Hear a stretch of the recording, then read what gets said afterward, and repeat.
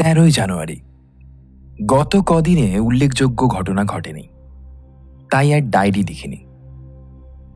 আজ একটা স্মরণীয় দিন, কারণ আজ আমার লিঙ্গুয়াগ্রাফ যন্ত্রটা তৈরি করা শেষ হয়েছে। এই যন্ত্রে যে কোনো ভাষার কথা রেকর্ড হয়ে গিয়ে 3 মিনিটের মধ্যে তার বাংলা অনুবাদ ছাপা হয়ে বেরিয়ে আসে। জানুয়ারির ভাষার কোনো মানে আছে কিনা সেটা জানার একটা বিশেষ আগ্রহ ছিল। আজ আমার বিড়াল নিউটনের 3 রকম ম্যাও রেকর্ড করে তার 3 রকম মানে পেলাম। একটাই বলছে দুধ চাই, একটাই বলছে মাছ চাই, আর একটাই বলছে ইঁদুর চাই। বিড়ালরা কি তাহলে খিদে না পেলে ডাকে না? আরো 2 রকম ম্যাও রেকর্ড না করে সেটা বোঝবার কোনো উপায় নেই। মাছ বলতে মনে পড়ল, আজ খবরের কাগজে, মাত্র একটা বাংলা কাগজে একটা খবর বেরিয়েছে। সেটা সত্যি মিথ্যে জানি না, কিন্তু সেটা যদি বানানো হয় তাহলে যে বানিয়েছে তার কল্পনা শক্তির প্রশংসা করতে হয়। নমস্কার শ্রোতা বন্ধুরা, আজ আপনাদের জন্য গল্প আড্ডায় সৌভিকে বাংলা সাহিত্যের একটি বিশেষ গল্প, সত্যজিৎ রায়ের কলমে প্রফেসর শঙ্কু ও রক্ত মৎস্য রহস্য।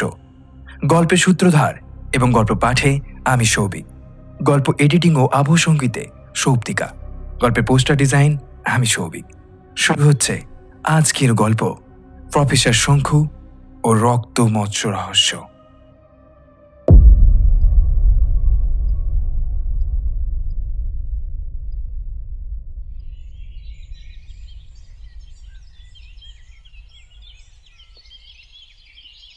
খবরটা এখানে তুলে দিচ্ছি।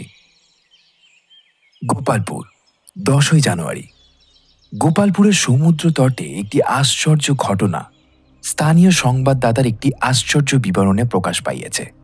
উক্ত বিবরণে বলা হয়েছে যে গতকল্য সকালে নুলিয়া শ্রেণীর কতিপয় ধীবর জাল ফেলিয়া সমুদ্র হইতে মাছ ধরিয়া সেই জাল ডাঙায় ফেলিবা মাত্র উহা হইতে 20-25টা রক্তাভ মৎস্য লাফাইতে লাফাইতে পুনরায় সমুদ্রের জলে ঝাঁপাইয়া পড়িয়া জল মধ্যে অদৃশ্য হইয়া যায়। নুলিয়াদের কেহই নাকি এই মৎস্যের জাত নির্ণয় করিতে পারে নাই, এবং জালবদ্ধ মৎস্যের এহেন ব্যবহার নাকি তাহাদের অভিজ্ঞতায় এই প্রথম। আমার প্রতিবেশী অবিনাশবাবু খবরটা পড়ে বললেন, এ তো সবে শুরু মশাই, এবার দেখবেন জল থেকে মাছ ডাঙায় ছিপ পেলে মানুষ ধরে ফ্রাই করে খাচ্ছে। জলচর, স্থলচর আর বোমচর, এই 3 শ্রেণীর জীবের উপরই মানুষ যে অত্যাচার এতদিন চালিয়ে এসেছে, একদিন না একদিন যে তার ফলভোগ করতে হবে, তাতে আর আশ্চর্য কি? আমি তো মশাই অনেকদিন থেকেই নিরামিষ ধরার কথা ভাবছি। এই শেষের কথাটা অবশ্যই ডাহা মিথ্যে। কারণ আর কিছু না হোক, অন্তত ইলিশ মাছ ভাজার গন্ধ পেলে যে অবিনাশবাবু আর নিউটনের মধ্যে কোনো তফাৎ থাকে না, সেটা আমি নিজের চোখে বহুবার দেখেছি। তা অবিনাশবাবু একটু আধটু বাড়িয়ে বলেই থাকেন, তাই আমি আর কিছু বললাম না। আজ ঠান্ডাটা বেশ ভালোই পড়েছে। এটাও একটা ঘটনা, আমার ল্যাবরেটরি থার্মোমিটার সকালে দেখি 42 ডিগ্রি ফারেনহাইট। গিরিডিতে বহুকাল এরকম ঠান্ডা পড়েনি। আমার এয়ার কন্ডিশনিং পিলটা কাজ দিচ্ছে ভালো। শার্টের বুক পকেটে একটা বড়ি রেখে দিই, তার ফলে আর গরম জামা কাপড়ের কোনো প্রয়োজন হয় না। 16ই জানুয়ারি। আজকের স্টেটম্যানের প্রথম পাতা একটা খবরের বাংলা করে দিচ্ছি। ওয়ার্ল্ড এয়ার, 14ই জানুয়ারি। স্থানীয় একটা খবরে প্রকাশ পাইছে যে গতকাল সকালে একটি নরওয়েজীয় যুবক সমুদ্রে শানরত অবস্থায় একটি মাছের দ্বারা আক্রান্ত হয়ে প্রাণত্যাগ করেছে। লার্স কনস্ট্যাট নামক 28 বছরের এই যুবক তারই এক মাদ্রাজি বন্ধু পরমেশ্বরের সঙ্গে জলে নেমেছিল। কোনো এক সময়ে ভারতীয় যুবক তার বন্ধুর গলায় এক আর্তনাদ শুনে তার দিকে ফিরে দেখে একটি বিগত প্রমাণ লাল রঙের মাছ কনস্ট্যাটের গলায় কামড়ে ধরে ঝুলে আছে। পরমেশ্বর তার বন্ধুটির কাছে পৌঁছানোর আগেই মাছটি জলে লাফিয়ে পড়ে অদৃশ্য হয়ে যায়। আর তারপর মুহূর্তেই কনস্ট্যান্টও অজ্ঞান হয়ে পড়ে। শুকনো বালির উপর কনস্ট্যান্টকে এনে ফেলার সঙ্গে সঙ্গেই তার মৃত্যু হয়। এই ঘটনা সম্পর্কে পুলিশ তদন্ত করছে।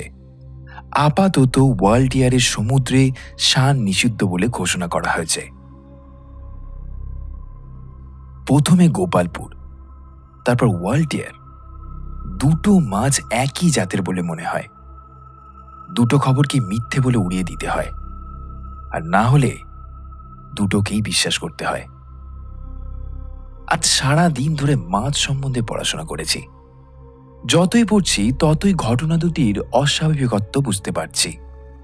সকালে খবরটা পড়ে বৈঠকখানায় বসে ভাবছি, এই সুযোগে গোপালপুরটা একবার ঘুরে এলে মন্দ হতো না।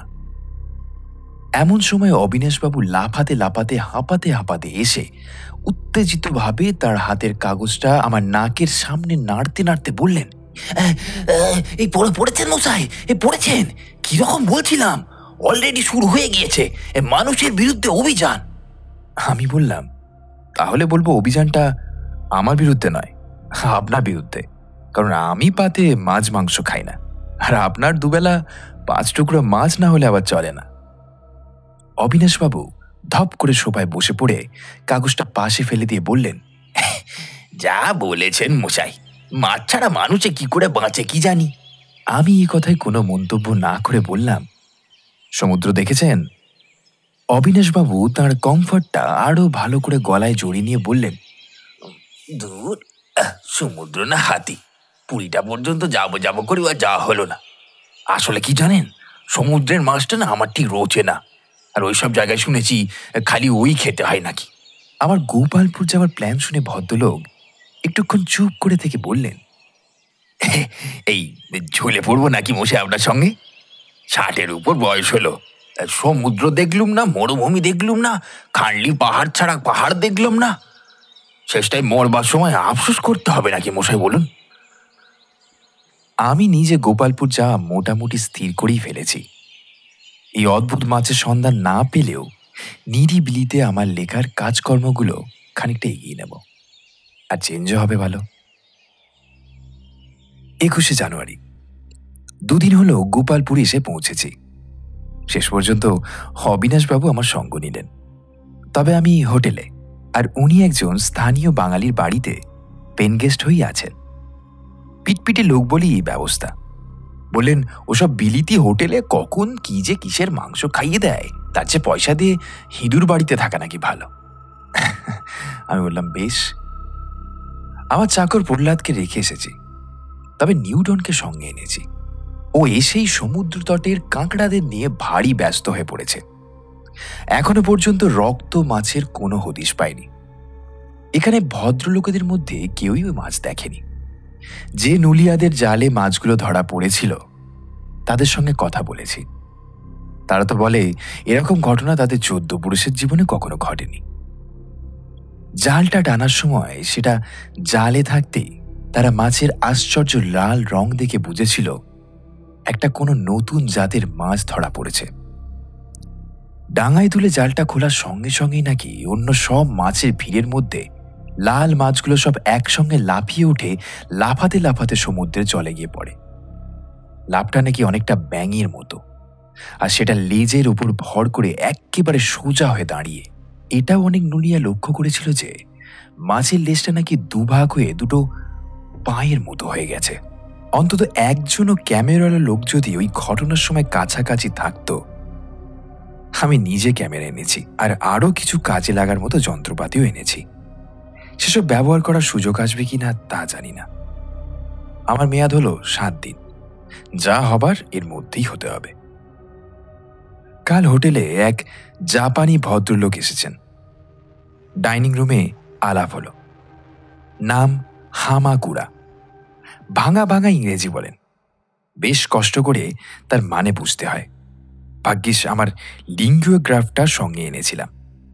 এতে দুটো কাজ হয়েছে, ভদ্রলোকের সঙ্গে স্বচ্ছন্দে কথা বলা সম্ভব হচ্ছে, আর উনিও আমার বৈজ্ঞানিক প্রতিভা সম্পর্কে বেশ ভালোভাবেই জেনে ফেলেছেন। উনি নিজে যে কি কাজ করেন সেটা এখনো ঠিক বুঝতে পারিনি। আমি এই বিষয়ে প্রশ্ন করলে উনি ঘুরিয়ে পাল্টা প্রশ্ন করেন, এত লুকোবার কি আছে জানি না। কাল বিকেলবেলা উনিও আমার মতোই সমুদ্রের ধারে পায়চারি করতে বেরিয়েছিলেন। প্রায় দেখেছিলাম উনি হাঁটা থামিয়ে এক দৃষ্টে সমুদ্রের দিকে তাকিয়ে আছেন। জাপানে শুনেছি মুক্তার ব্যবস্থা আছে, আর জাপানি মুক্তার খ্যাতিও আছে। উনি কি সেই ধান্দাতেই এখানে এসছেন? 23শে জানুয়ারি। পরশু রাত থেকেই নানান রকম ঘটনা ঘটতে শুরু করেছে। জাপানি ভদ্রলোকটি যে আমারই সমগোত্রীয়, অর্থাৎ উনিও যে বৈজ্ঞানিক, আর তার গোপালপুর আসার উদ্দেশ্যটা কি, এসব খবর কি করে জানলাম আগে সেটা বলি। গতকাল রোজকার মতো ভোরবেলা উঠে সমুদ্রের ধারে গিয়ে নুলিয়াদের জাল টানা দেখছিলাম। এমন সময় জালে একটা নতুন ধরনের সামুদ্রিক জীব উঠল। বইয়ে ছবি দেখলেও এর নামটা আমার ঠিক মনে ছিল না। ওটা স্থানীয় নাম কিছু আছে কিনা সেটা নুলিয়াদের জিজ্ঞেস করতে যাব, এমন সময় পিছন থেকে হামাকুড়ার গলা পেলাম। Lion fish. সত্যি তো, লায়ন ফিশ। আমি বেশ একটু অবাক হয়ে বললাম, তোমার এসব ব্যাপারে ইন্টারেস্ট আছে বুঝি? ভদ্রলোক একটু হেসে বললেন, ওটাই হলো ওনার পেশা। সামুদ্রিক প্রাণীতত্ত্ব নিয়ে 25 বছর ধরে গবেষণা করছেন তিনি। এটা শুনে আমি তাকে আবার নতুন করে তার গোপালপুরে আসার কারণটা জিজ্ঞেস করলাম। হামাকুড়া বললেন, তিনি আসছেন সিঙ্গাপুর থেকে। ওখানে সমুদ্রের উপকূলে গবেষণার কাজ করছিলেন। হঠাৎ একদিন কাগজে গোপালপুরের জামুপিনি ফিশের কথা পড়ে সেটা দেখার আশায় এখানে চলে আসেন। জামুপিনি যে জাম্পিং সেটা বুঝতে অসুবিধে হলো না। জাপানিরা যুক্তাক্ষরকে ভেঙে কিভাবে দুটো আলাদা অক্ষরের মতো উচ্চারণ করে সেটাই এই কদিনে ভালোই জেনে ফেলেছি। হসন্ত ব্যাপারটা এদের ভাষায় নেই, আর নেই লয়ের ব্যবহার।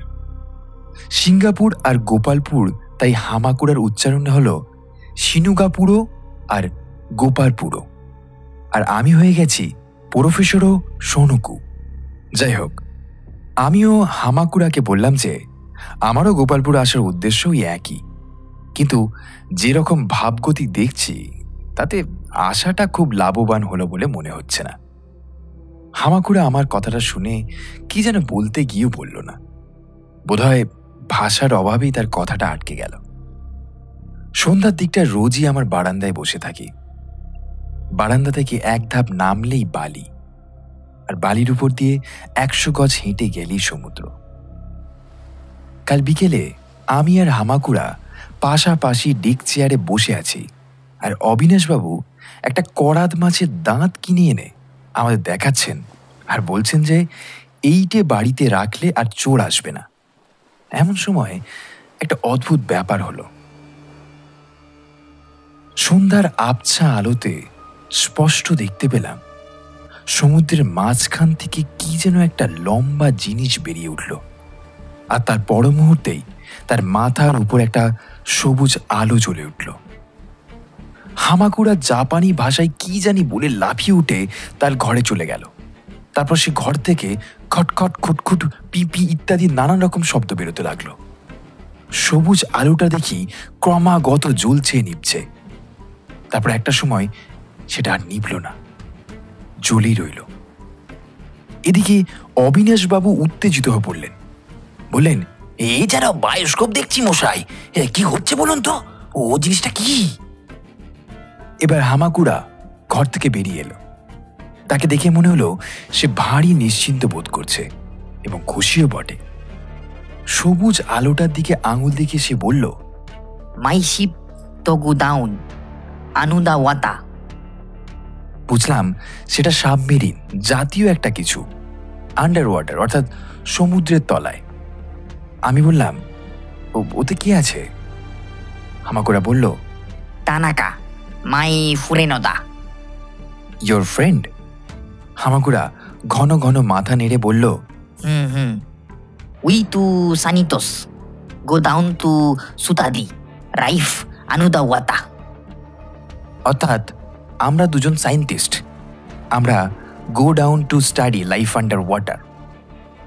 বুঝলাম তানাকা হলো হামাকুড়ার সহকর্মী। ওরা দুজনে একসঙ্গে সমুদ্র গর্ভে নেমে সামুদ্রিক জীবজগৎ সম্পর্কে গবেষণা করছে। এবার বেশ স্পষ্ট বুঝতে পারলাম যে জাহাজটা আমাদের দিকে এগিয়ে এসেছে আর আলোটা ক্রমেই জ্বলে উঠেছে। হামাকুড়া বারান্দা থেকে বালিতে নেমে জলের দিকে হাঁটতে শুরু করলো। আমরা দুজনও তার পিছু নিলাম। জাহাজটা সম্পর্কে ভারী কৌতূহল হচ্ছিল। হামাকুড়া যে এতদিন এইটেরই অপেক্ষা করছিল সেটা বুঝতে পারলাম। অবিনাশবাবু বালির উপর দিয়ে হাঁটতে হাঁটতে আমার কানে ফিসফিস করে বললেন, আপনার সঙ্গে আত্মরক্ষার জন্য এই অস্ত্রশস্ত্র আশা করি। আমার কিন্তু এদের ভাবগতি ভালো লাগছে না মশাই। হয় এরা গুপ্তচর, নয় স্মাগলার, আমি আগে থেকেই বলে দিলাম। জলের উপর দিয়ে যেভাবে সাবমেরিনটা তীরে চলে এলো তাতে বুঝলাম যে সেটা অ্যাম্ফিবিয়ান, অর্থাৎ জলেও চলে ডাঙাতেও চলে। পুরী সমুদ্র তীর হলে এতক্ষণে হাজার লোক এই জাহাজ দেখতে জমে যেত, কিন্তু গোপালপুরে এই জাহাজ আসার কথা জানলাম কেবলমাত্র আমি, অবিনাশবাবু আর হামাকুড়া। আয়তনে জাহাজটা আমাদের হোটেলের একটা কামরার চেয়েও বেশি বড় নয়। আকৃতিতে মাছের সঙ্গে একটা সাদৃশ্য আছে, যদিও মুখটা অনেকটা চ্যাপ্টা। তলায় 3টে চাকা, দুপাশে 2টো দানা আর লেজের দিকে একটা হাল লক্ষ্য করলাম। কাঁধের উপর যে ডান্ডাটা রয়েছে সেটা জলের ভিতর পেরিস্কোপের কাজ করে। এই ডান্ডাটারই মাথার উপরে সেই সবুজ আলোটি রয়েছে। জল পেরিয়ে তীরে পৌঁছাতেই জাহাজটা থামল আর তার দুপাশ থেকে 2টো কাঁটার মতো জিনিস বেরিয়ে বালির ভেতরে বেশ খানিকটা ঢুকে জাহাজটাকে শক্ত করে ডাঙার সঙ্গে আটকে দিল। বুঝলাম ঢেউ এলেও সেটা আর স্থানচ্যুত হবে না। তারপর দেখলাম জাহাজের একপাশের একটা দরজা খুলে গিয়ে তার ভিতর থেকে একজন চশমা পরা বেঁটি খাটো গোলগাল হাসি খুশি জাপানি ভদ্রলোক বেরিয়ে এসে হামাকুড়ার সঙ্গে হ্যান্ডশেক করে। আমাদের দিকে ফিরে বারবার নতজানু হয়ে অভিবাদন জানাতে লাগল। তারই ফাঁকে অবশ্যই হামাকুড়া তার সহকর্মীর সঙ্গে আমাদের পরিচয় করিয়ে দিলেন। অবিনাশবাবু এবার ফিসফিস করে বললেন, অতিভক্তি তো চোরের লক্ষণ বলে জানতাম। ইনি এতবার হিট হচ্ছেন কেন বলুন তো? আমিও ফিসফিস করে বললাম, জাপানে চোর, ছ্যাঁচোর, সাধু, সন্ন্যাসী সবাই ওভাবেই হেঁট হয়, এতে সন্দেহ করার কিছু নেই মশাই। সমুদ্র তীর থেকে হোটেলে ফিরে আসার পর সমস্ত ব্যাপারটা পরিষ্কারভাবে জানলাম। তানাকাও ছিল সিঙ্গাপুরে হামাকুড়ার সঙ্গে।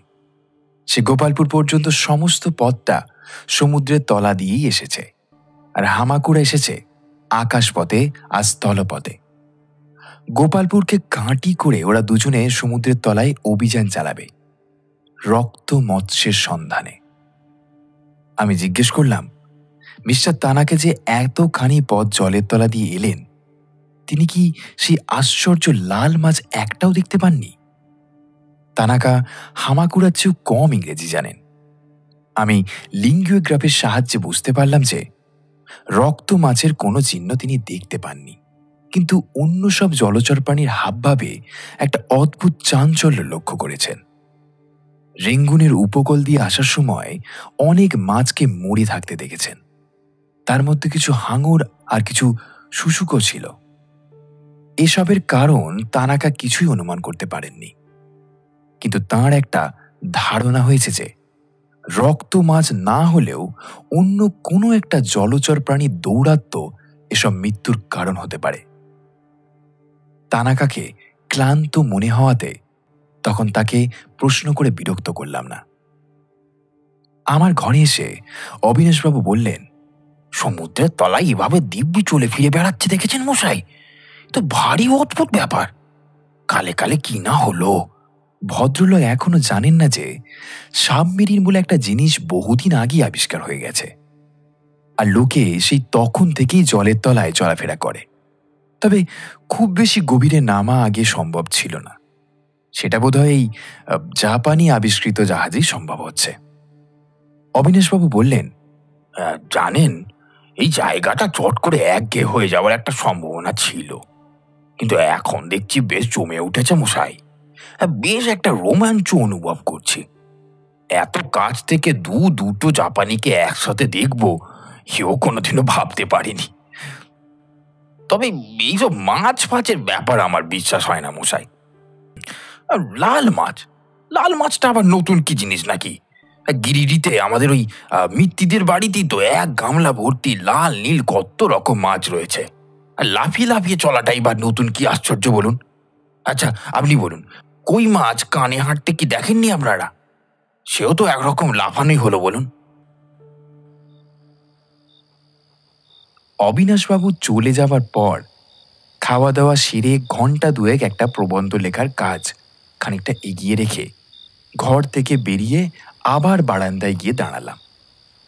এখানে রাত 9টা থেকে ইলেকট্রিসিটির গোলমেলে হোটেলের বাতিগুলো নিভে গিয়েছিল, তাই বেয়ারা এসে ঘরে মোমবাতি দিয়ে গিয়েছিল। বাইরে এসে দেখি সব থমথমে অন্ধকার। বারান্দার অন্য প্রান্তে হামাকুড়া আর তানকার পাশাপাশি ঘর, সে দুটো অন্ধকার। বোধহয় দুজনেই ঘুমিয়ে পড়েছে।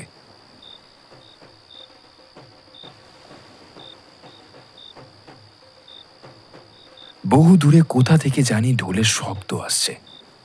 বোধহয় নুলিয়াদের কোনো পরব টরব আছে। এছাড়া শব্দের মধ্যে কেবল সমুদ্রের ঢেউয়ের দীর্ঘশ্বাস। আমি বারান্দা থেকে বালিতে নামলাম। এখনো চাঁদ ওঠেনি। একটা মৃদু শব্দ পেয়ে পিছনে ফিরে দেখি নিউটন ঘর থেকে বেরিয়ে বারান্দায় এসে দাঁড়িয়েছে। তার দৃষ্টি সমুদ্রের দিকে। তার পিঠের লোমগুলো খাড়া হয়ে উঠেছে আর লেজটা ফুলে উঁচিয়ে উঠেছে। আমারও চোখ গেল সমুদ্রের দিকে। সমুদ্রের ঢেউয়ে ফসফরাস থাকার দরুন সেটা অন্ধকারে বেশ পরিষ্কার দেখা যায়, কিন্তু সেই ফসফরাসের নীলচে আলো ছাড়াও আর একটা আলো চোখে পড়ল। সেটা জ্বলন্ত কয়লার মতো লাল, আর এই লাল আভা চলে গেছে তীরের লাইন ধরে এপাশ থেকে ওপাশ যত দূর দেখা যায়। এই আভা স্থির নয়, তার মধ্যে যেন একটা চাঞ্চল্য আছে, চলাফেরা আছে, এগিয়ে আসা পিছিয়ে যাওয়া আছে। নিউটন ওই লালের দিকে চেয়ে গড় গড় করতে আরম্ভ করলো। আমি ওকে চট করে কোলে তুলে নিয়ে ঘরে রেখে আমার সুপার টর্চ লাগানো বাইনিকুলারটা নিয়ে ঘরের দরজা বন্ধ করে দিয়ে আবার বারান্দায় এলাম। টর্চটা জেলে লালের দিকে তাক করতেই বাইনাকুলার চোখে লাগাতে একটা চোখ ধাঁধানো অবাক দৃশ্য দেখতে পেলাম। কাতারে কাতারে সোজা হয়ে দাঁড়ানো মাছের মতো দেখতে কোনো এক প্রাণী।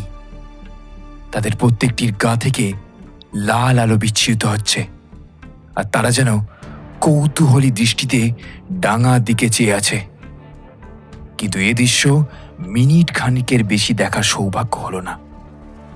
আমার আলোর জন্য বা অন্য কোনো কারণে কিনা জানি না, সমস্ত মাছ হঠাৎ একসঙ্গে সমুদ্রের জলে ফিরে গেল।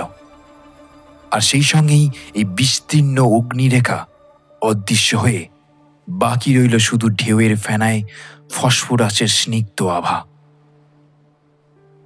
আমি আরো কিছুক্ষণ অবাক হয়ে সমুদ্রের দিকে চেয়ে থেকে তারপর আস্তে আস্তে চিন্তিতভাবে আমার ঘরে ফিরে এলাম।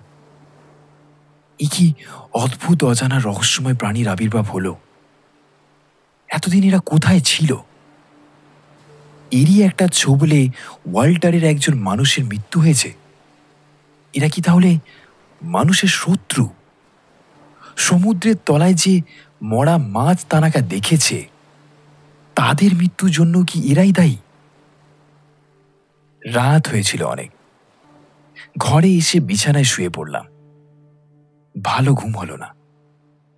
তার একটা কারণও নিউটনের ঘন ঘন গড়গড়ানিও। আজ সকালে কাল রাত্রের ঘটনাটা আমার জাপানি বন্ধুদের কাছে বললাম। তানাকা শুনে বলল, তাহলে বোধহয় আমাদের খুব বেশি ঘুরতে হবে না, ওরা নিশ্চয়ই কাছাকাছির মধ্যে আছে। আমি একটু ইতস্তত করে শেষ পর্যন্ত আমার মনের কথাটাই বলে ফেললাম। আচ্ছা, তোমাদের ওই জাহাজে কি দুজনের বেশি লোক যেতে পারে না? হামাগুড়া বলল, আমরা 6 জন পর্যন্ত ওই জাহাজে নেমেছি, তবে বেশি দিন একটানা ঘুরতে হলে 4 জনের বেশি লোক একসঙ্গে না নেওয়াই ভালো। আমি বললাম, আর তোমাদের আপত্তি না থাকলে আমি আর আমার বিড়াল তোমাদের সঙ্গে আসতে চাই। আমাদের খোরাকির ব্যবস্থা আমি নিজেই করে নেব, সে বিষয় নিয়ে তোমাদের ভাবতে হবে না। হামাগুড়া শুধু রাজি হলো না, খুশি হলো।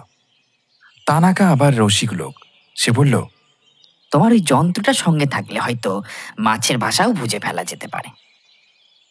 ঠিক হলো যে পরদিন অর্থাৎ আগামীকাল সকালে আমরা রওনা দেব। ওদের সঙ্গে খাবার দাবার আছে 7 দিনের মতো। সেই সময়টুকু আমরা একটানা সমুদ্র গর্ভে ঘুরতে পারবো। ভাগ্যিস গোপালপুরে এসেছিলাম, আর ভাগ্যিস হামাকুড়ারাও ঠিক এখানেই এসেছিল। সময় পেলে এই রকম একটা জাহাজ আমার পক্ষে তৈরি করে নেওয়া অসম্ভব ছিল না, কিন্তু আপাতত এই জাপানিদের সাবমেরিনের জন্য ভগবানকে ধন্যবাদ না দিয়ে পারলাম না। আমাদের হোটেলের ম্যানেজার একজন সুইস মহিলা, তাকে বলে দিলাম আমাদের ঘরগুলো যেন অন্য কাউকে দিয়ে না দেওয়া হয়। এই ভদ্রমহিলাটির মতো এমন কৌতূহল মুক্ত মানুষ আমি আর দেখিনি। আমাদের এত উত্তেজনা, এত জল্পনা কল্পনা, এমনকি রক্তমৎস্যের গত রাতের আবির্ভাবের বর্ণনাও তাকে বিন্দু মাত্র বিচলিত করল না বা তার কৌতূহল উদ্রেক করল না। তিনি কেবল বললেন যে কদিন থেকেছে তার ভাড়াটা চুকিয়ে দিলে যে কদিন থাকবে না তার ভাড়াটা তিনি ধরবেন না।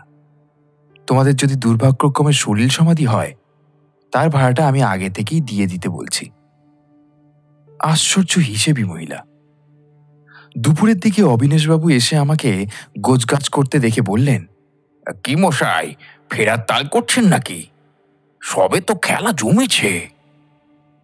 আমি অবিনাশবাবু সম্পর্কে একটু কিন্তু কিন্তু বোধ করছিলাম, তবে এটাও বুঝেছিলাম যে এখন অবিনাশবাবুর কথা ভাবলে চলবে না।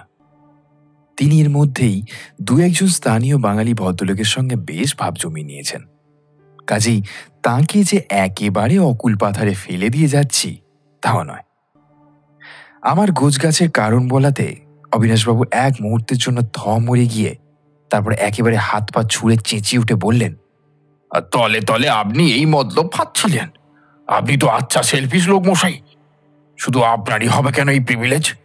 আপনি বৈজ্ঞানিক হতে পারেন, কিন্তু আপনি মাছ সম্বন্ধে কি জানেন? আমি তো তবু মাছ খোর, ভালোবেসে মাছ খাই, আর আপনি তো প্র্যাকটিক্যালি মাছই খান না। আমি কোনো মতে তাকে থামিয়ে টামিয়ে বললাম, আপনাকে যদি সঙ্গে নিই তাহলে কি খুশি হবেন? আলবাত হব, এমন সুযোগ কেউ ছাড়ে নাকি? আমার বউ নেই, ছেলে নেই, পুলে নেই, আমার বন্ধনটা কিসের? এতে তবু একটা কিছু করা হবে। লোককে অত্যন্ত বলতে পারবো ফরেনে গেছি, তা সে মাছের দেশ না মানুষের দেশ, সেটা বলার কি দরকার বলুন? হামাকুড়াকে অবিনাশবাবুর কথা বলাতে সে একগাল হেসে বলল, উই জাপান তু ইউ বেনিগার তু পারো ফেনেকুতু। অর্থাৎ আমরা জাপানি 2 জন, তোমরা বাঙালি 2 জন, পারফেক্ট। কাল সকালে আমাদের সমুদ্র গর্ভে অভিযান শুরু। কি আছে কপালে ঈশ্বর জানেন, তবে এটা জানি যে এই সুযোগ ছাড়া ভুল হতো। আর যাই হোক না কেন, একটা নতুন জগৎ যে দেখা হবে সে বিষয় নিয়ে তো কোনো সন্দেহ নেই। 24শে জানুয়ারি, ঠিক 12 ঘন্টা আগে আমরা সমুদ্র গর্ভে প্রবেশ করেছি। এখানে ডায়েরি লেখার সুযোগ সুবিধে হবে কিনা জানতাম না। এসে দেখছি দিব্যি আরামে আছি। ব্যবস্থা এত চমৎকার, আর অল্প জায়গার মধ্যে ক্যাবিনটা এত গুছিয়ে প্ল্যান করা হয়েছে যে কোনো সময় ওই ঠাসাঠাসি ভাবটা আসে না। নিঃশ্বাসের কোনো কষ্ট নেই। খাওয়া দাওয়ার ব্যবস্থাটা জাপানি, আর সেটা আমার ধাতে আসবে না বলে আমি আমার বটিকা ইন্ডিকার একটা বড়ি নিয়েই খাওয়া সেরেছি।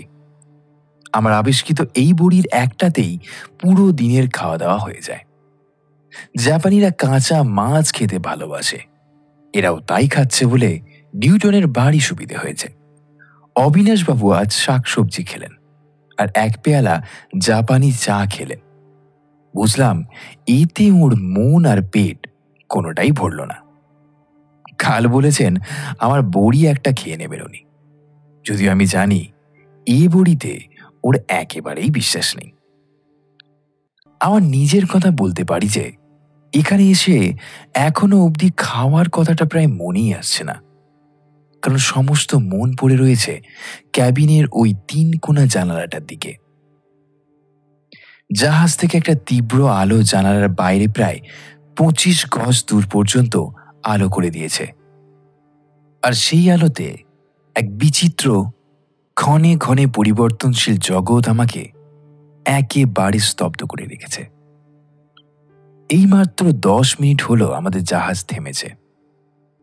হামাকুড়া আর তানাকা ডুবুরির পোশাক পরে জাহাজ থেকে বেরিয়ে কিছু সামুদ্রিক উদ্ভিদের নমুনা সংগ্রহ করতে গেছে।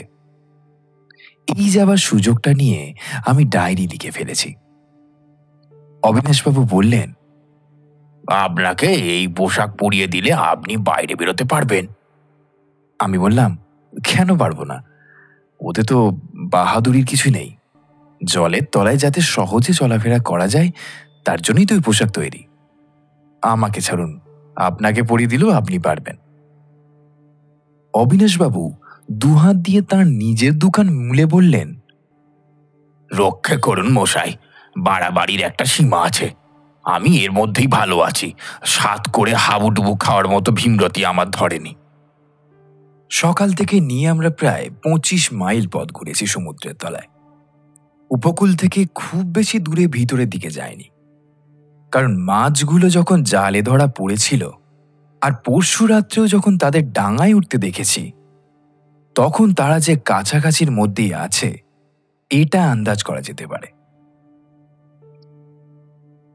খুব বেশি গভীরেও যাইনি আমরা, কারণ 3-3.5 হাজার ফুটের নিচে সূর্যের আলো পৌঁছায় না বলে মাছও সেখানে প্রায় থাকে না বললেও চলে।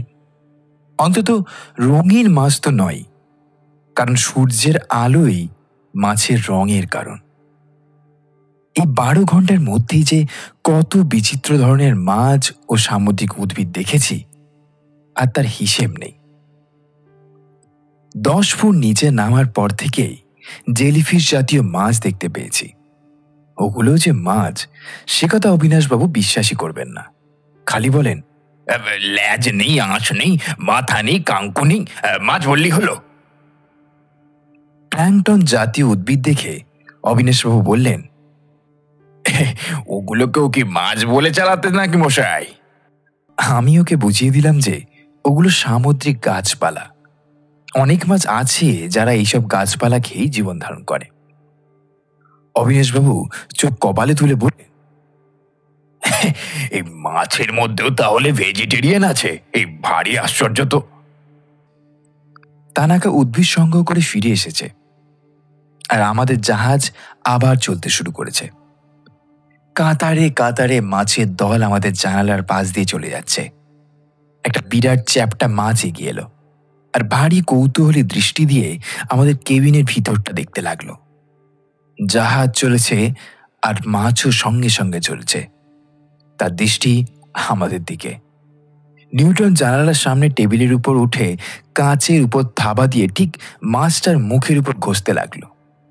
প্রায় 5 মিনিট এভাবেই চলার পর মাছটা হঠাৎ মেকে পাশ কাটিয়ে অদৃশ্য হয়ে গেল। তানাকা দিনের বেলা মাঝে মাঝে সার্চ লাইট নিভিয়ে দিচ্ছেন, স্বাভাবিক আলো কতখানি আছে দেখবার জন্য। বিকেলের পর থেকে আলো আর নেভানো হয়নি। ঘণ্টাখানেক আগেই হামাকুড়া বলেছে, যদি 1000 ফুট গভীরতার মধ্যে রক্ত মাছ দেখা না যায় তাহলে আমরা উপকূল থেকে আরো দূরে গিয়ে আরো গভীরে নামব। এমনও হতে পারে যে এই মাছ হয়তো একেবারে অন্ধকার সামুদ্রিক জগতের মাছ।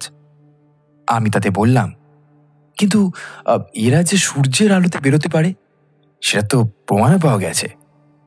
হামাকুড়া গম্ভীরভাবে বলল, জানি, আর সেখানেই তো এর জাত বুঝতে এত অসুবিধা হচ্ছে।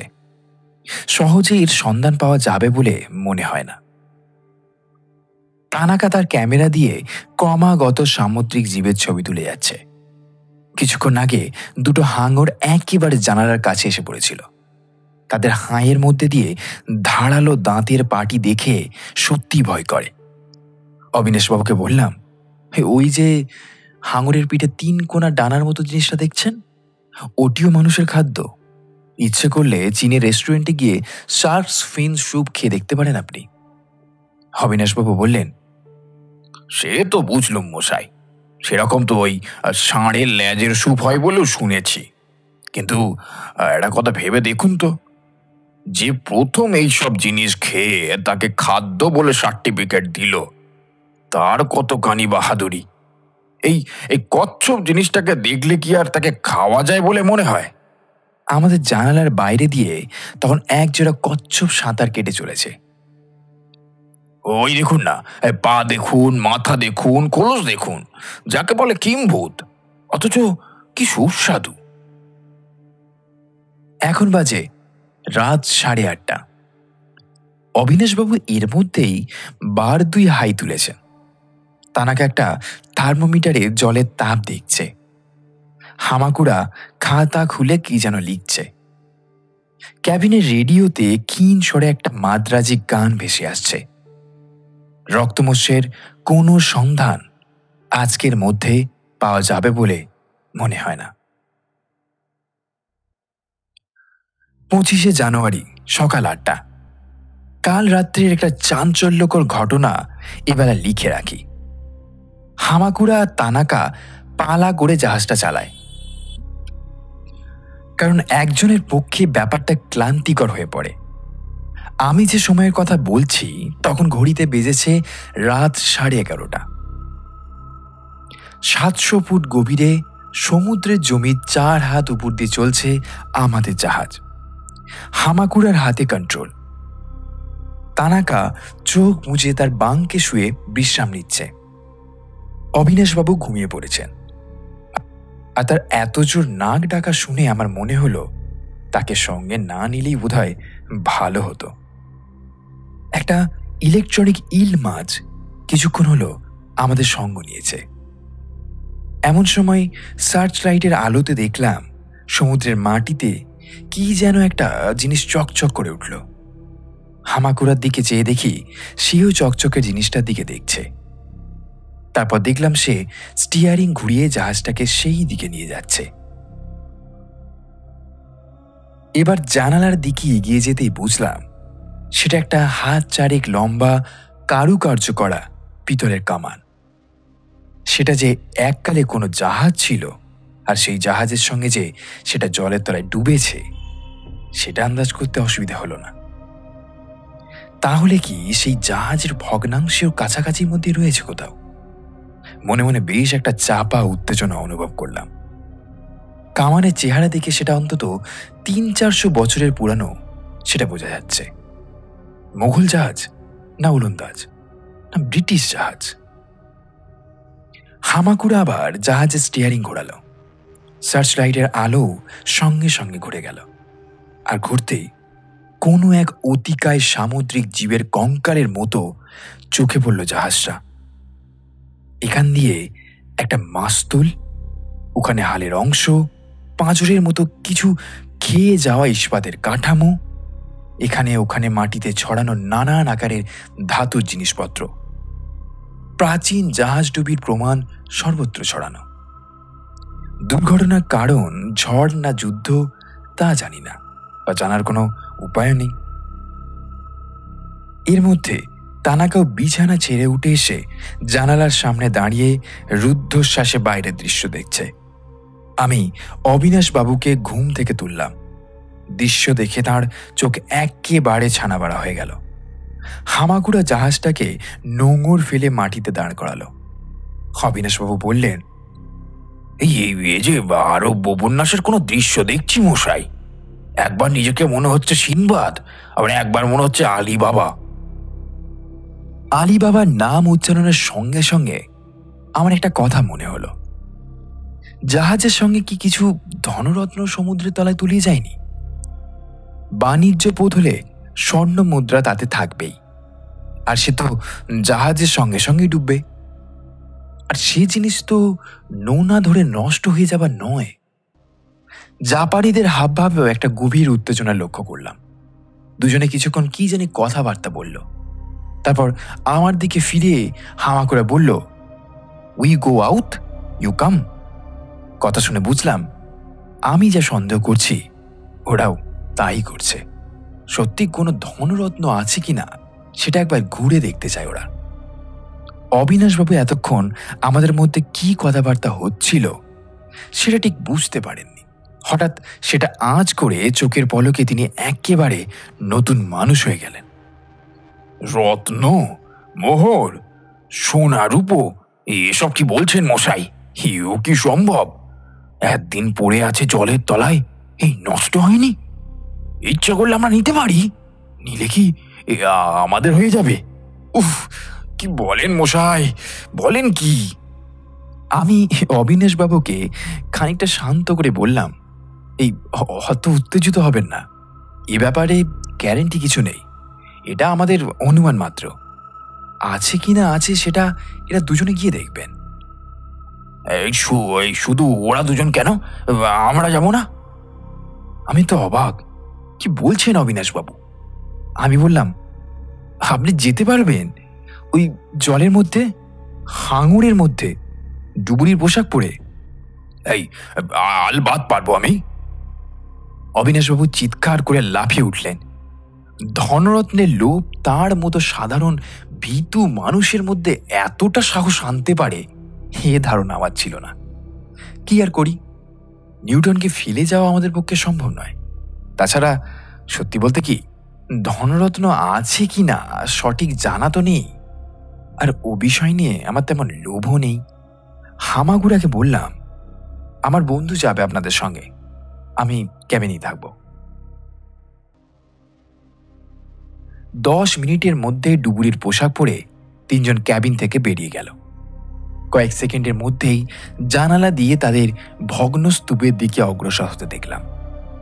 তিনজনেরই আপাদ মস্তক ঢাকা একই পোশাক হওয়াতে তাদের আলাদা করে চেনা খুবই মুশকিল।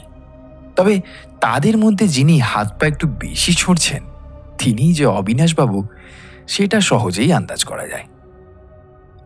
আরও মিনিট 5 পরে দেখলাম তিনজনই মাটিতে নেমে ভগ্ন স্তূপের মধ্যে মাটির দিকে দৃষ্টি রেখে এদিক ওদিক ঘুরে বেড়াচ্ছে।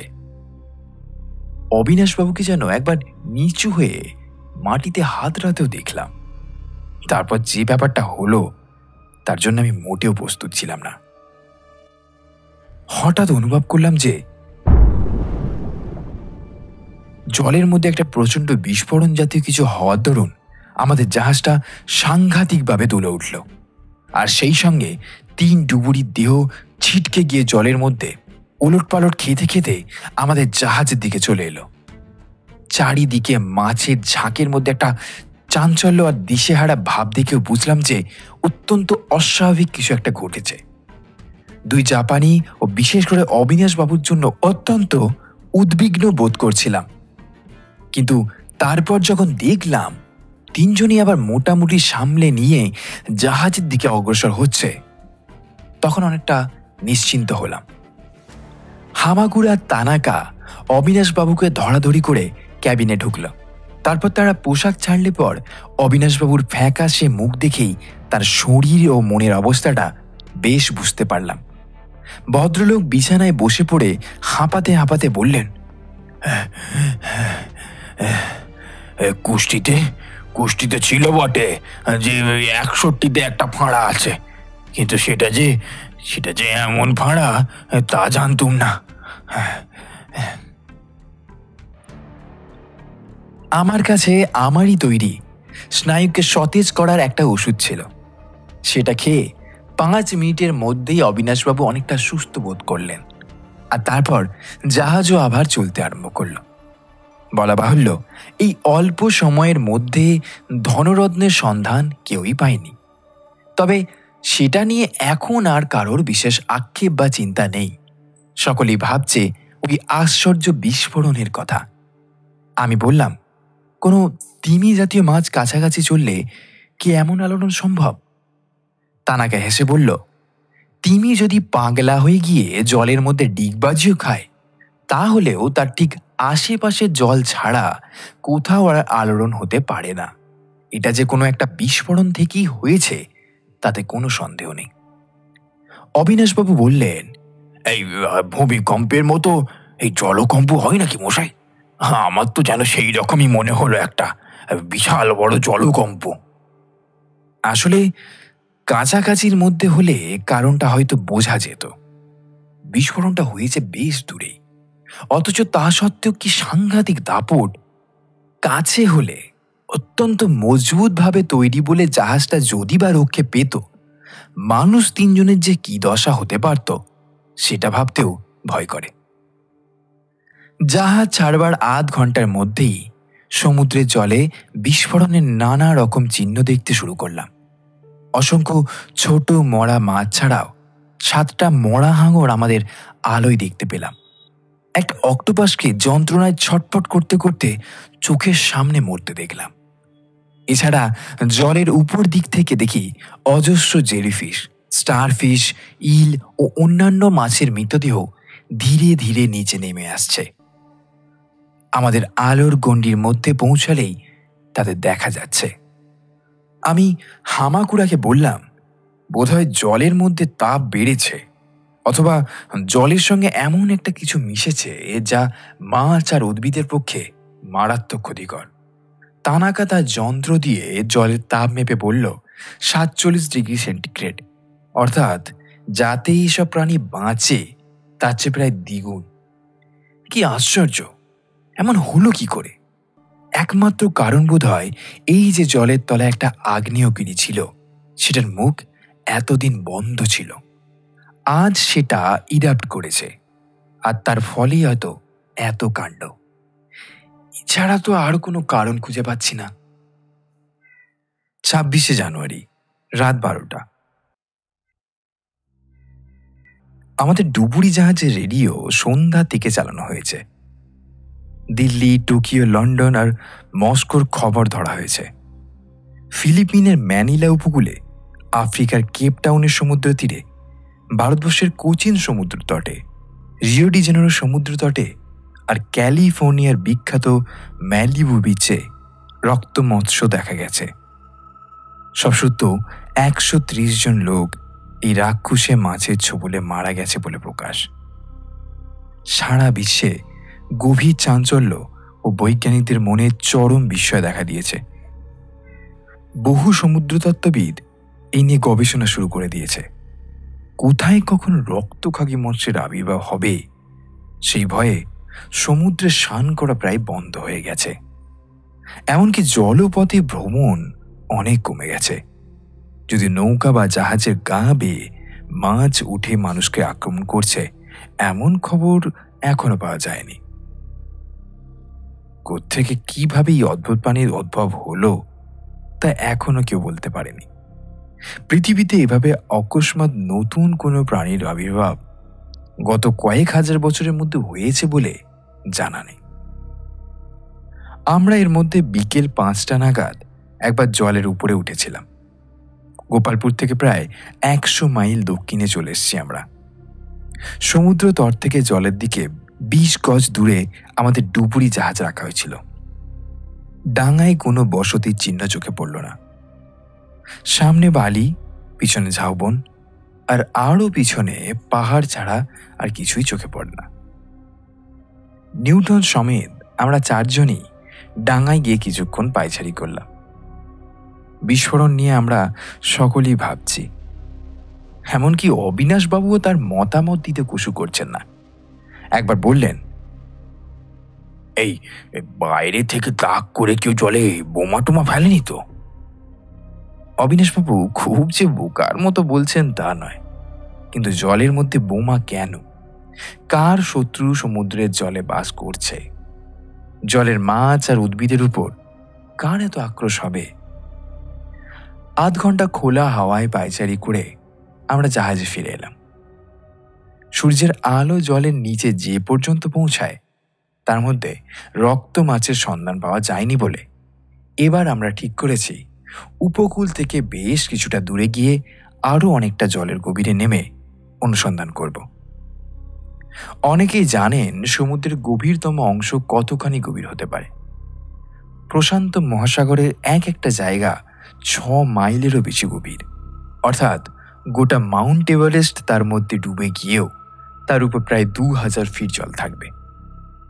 আমরা অন্তত 10,000 ফুট অর্থাৎ প্রায় 2 মাইল নিচে নামবো বলে স্থির করেছি। এর চেয়ে বেশি গভীরে জলের যা চাপ হবে তাতে আমাদের জাহাজকে টিকিয়ে রাখা মুশকিল হতে পারে।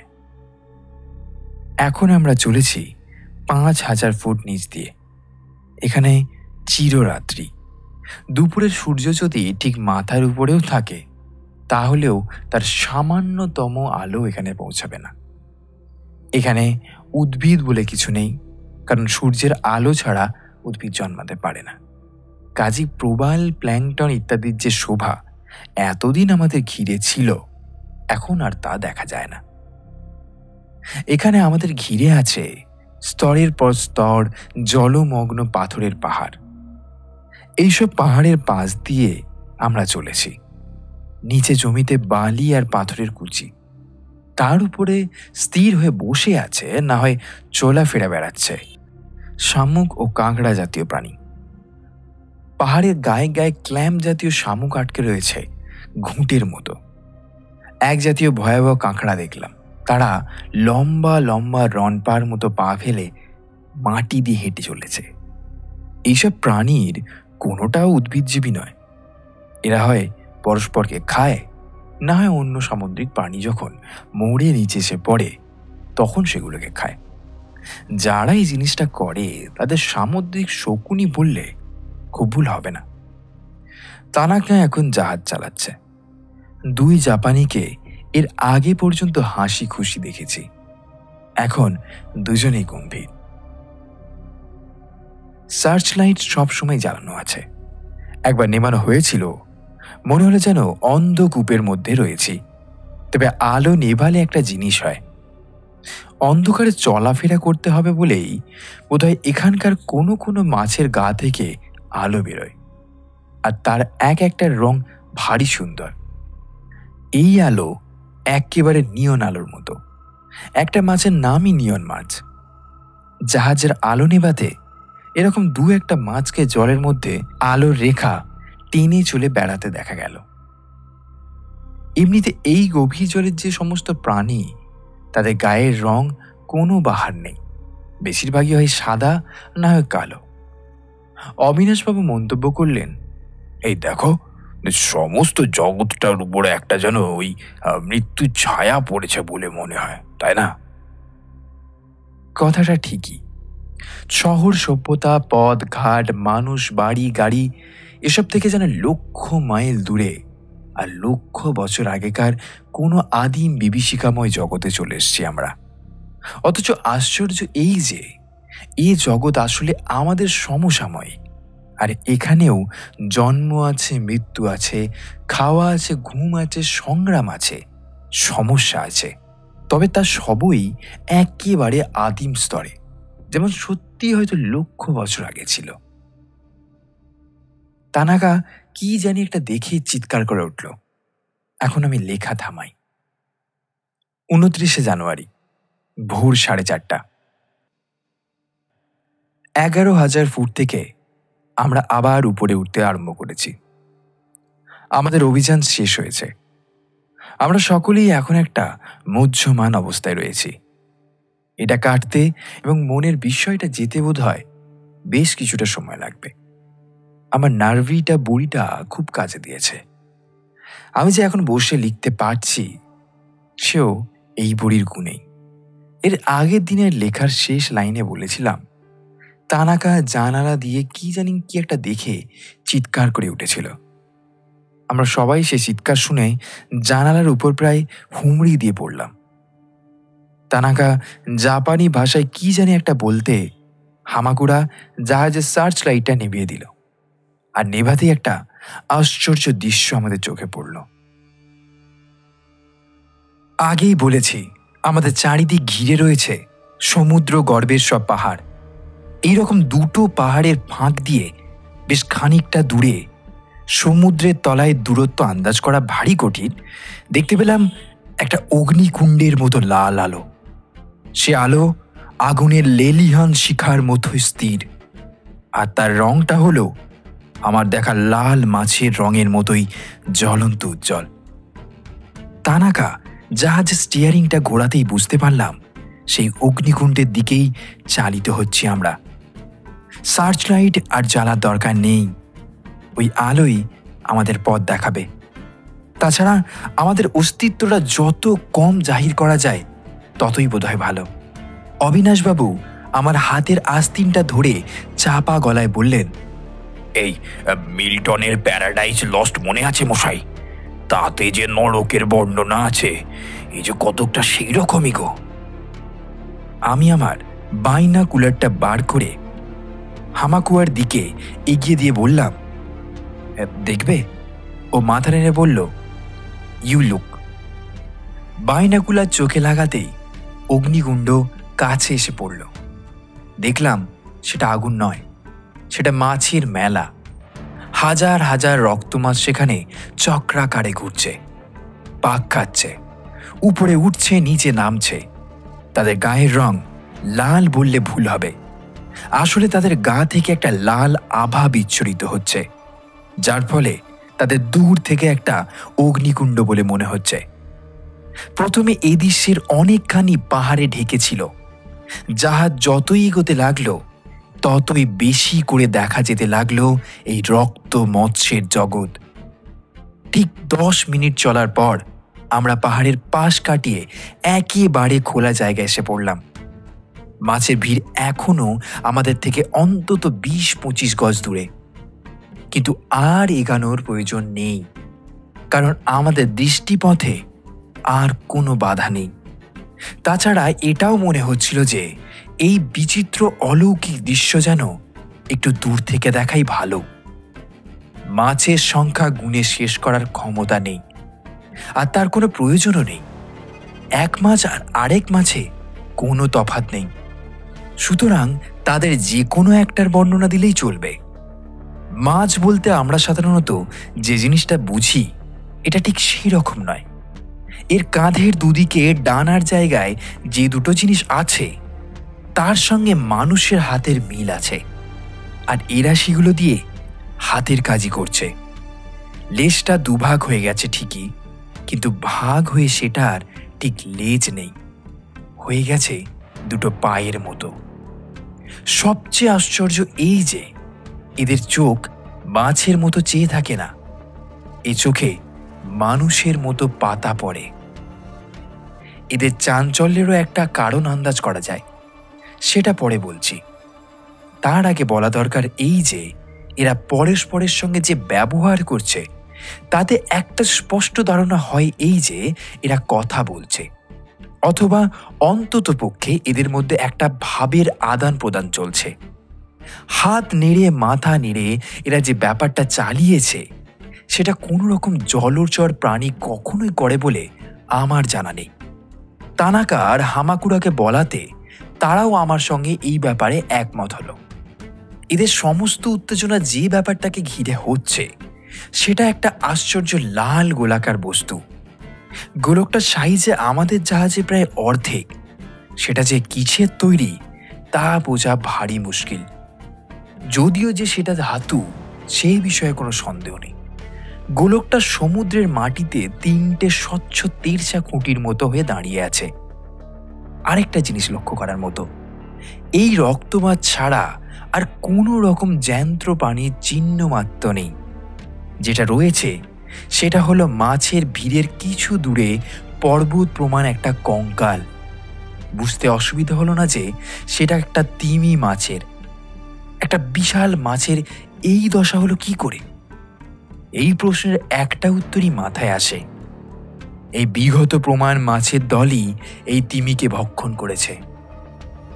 রক্ত মাছের পিছনে যে পাহাড়, তার চেহারাতেও একটা বিস্ময়কর বিশেষত্ব রয়েছে। অন্যান্য পাহাড়ের গায়ের মতো এর গা এবড়ো খেবড়ো নয়, তাকে নিপুণ কারিগরির সাহায্যে একই সঙ্গে সুন্দর ও বাসযোগ্য করে তোলা হয়েছে। তার গায়ে থাকে থাকে সারি সারি অসংখ্য সুড়ঙ্গ কাটা হয়েছে, সেইগুলো পাহাড়ের ভিতরে চলে গেছে। এই সুড়ঙ্গের ভিতরটা অন্ধকার নয়, এর প্রত্যেকটার ভিতরে আলোর ব্যবস্থা আছে। এই আলো লাল, অর্থাৎ এই রাজ্যের সবই লাল। এইসব দেখতে দেখতে আমার মাথার ভিতরটা কেমন জানি করতে লাগলো। চোখটা ধাঁধিয়ে গিয়েছিল অবশ্যই, কিন্তু মাথার এই ভাবটা সে কারণে নয়। একটা আশ্চর্য ধারণা হঠাৎ আমার মনে উদিত হবার ফলে এই অবস্থা।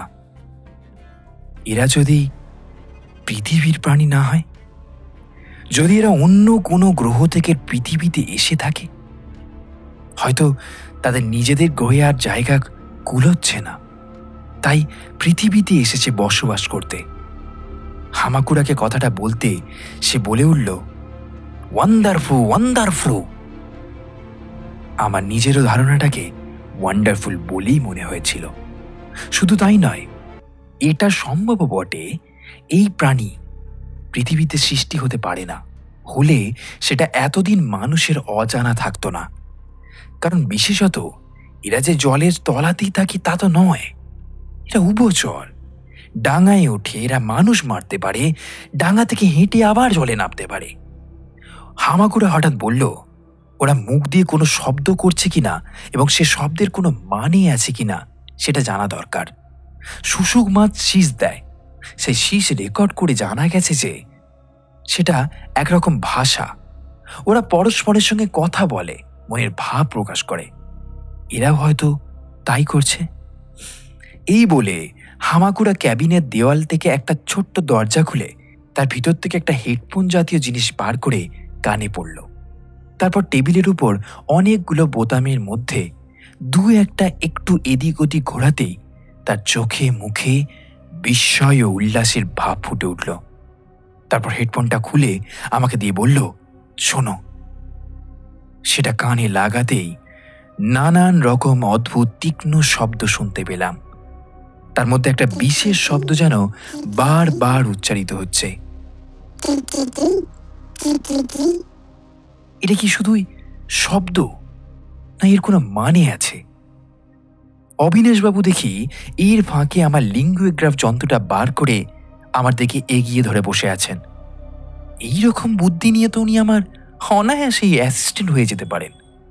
কিন্তু কোনো ফল হলো না। কোনো শব্দেরই কোনো মানে আমার যন্ত্রে লেখা হলো না। অথচ যন্ত্র খারাপ হয়নি, কারণ জাপানি ভাষার অনুবাদ গড়গড় করে করে যাচ্ছে। কি হলো তাহলে?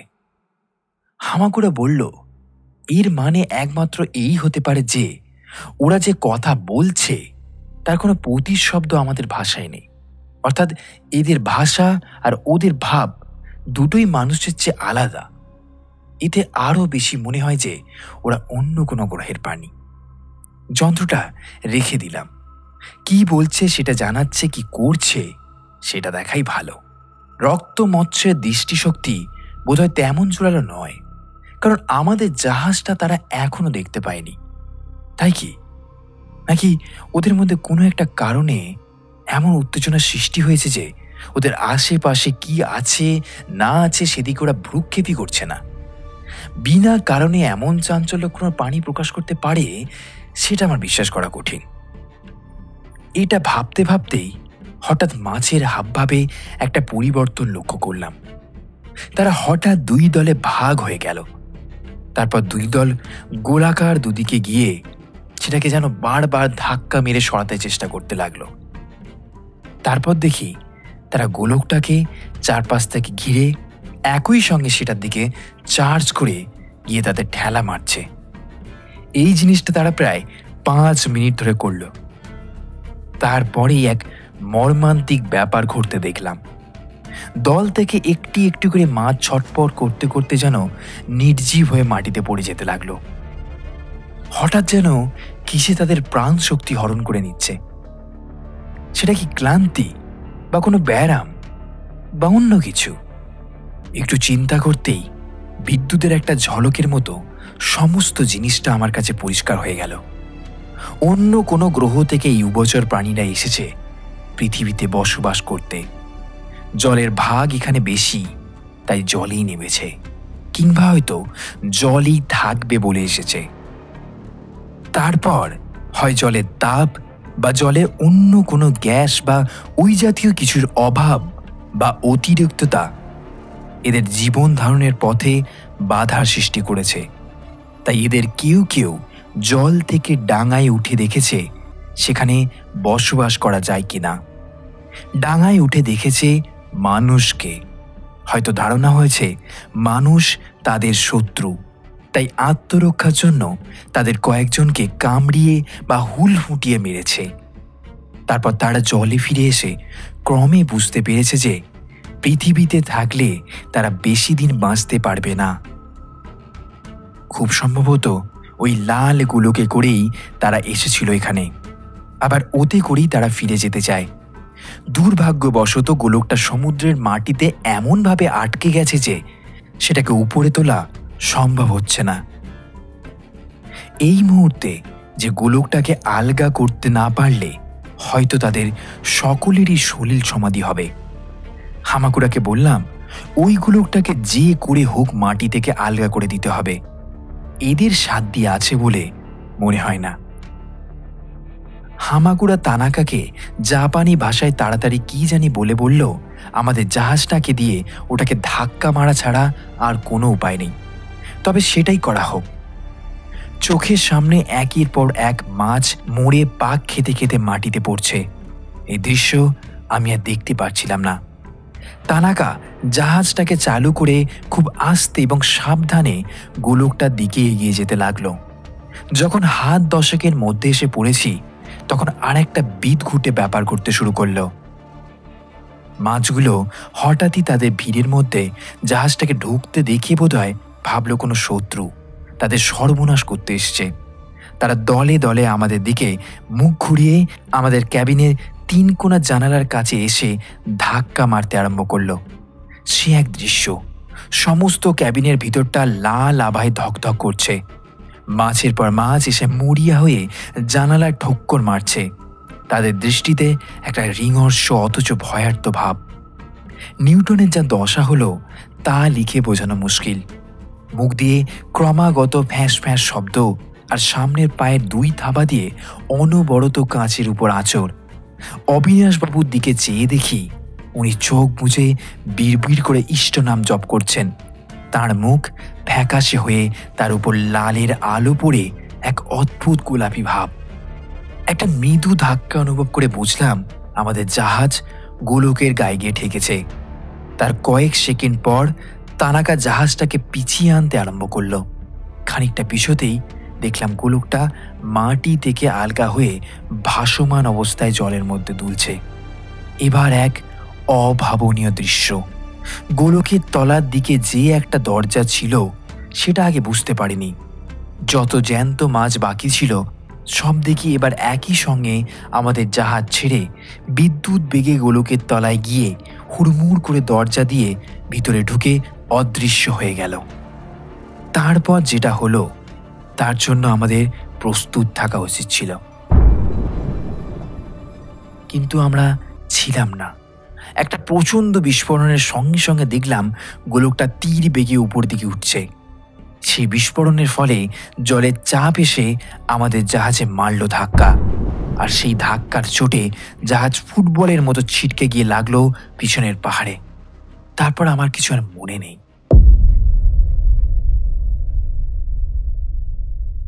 যখন জ্ঞান হলো তখন বুঝলাম নিউটন আমার কান চাটছে।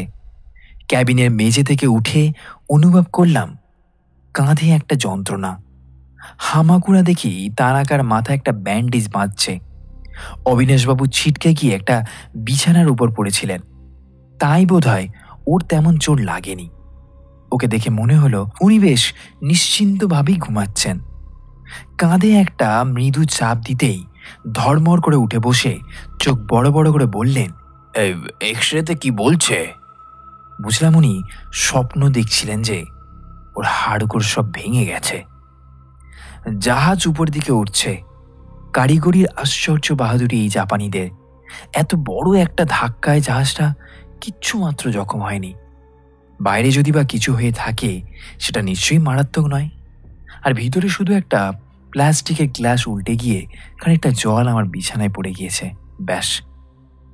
হামাকুড়া বলল, প্রথমবার যে ধাক্কা খেয়েছিলাম সেটা বোধহয় অন্য আর একটা গোলকের বিস্ফোরণ।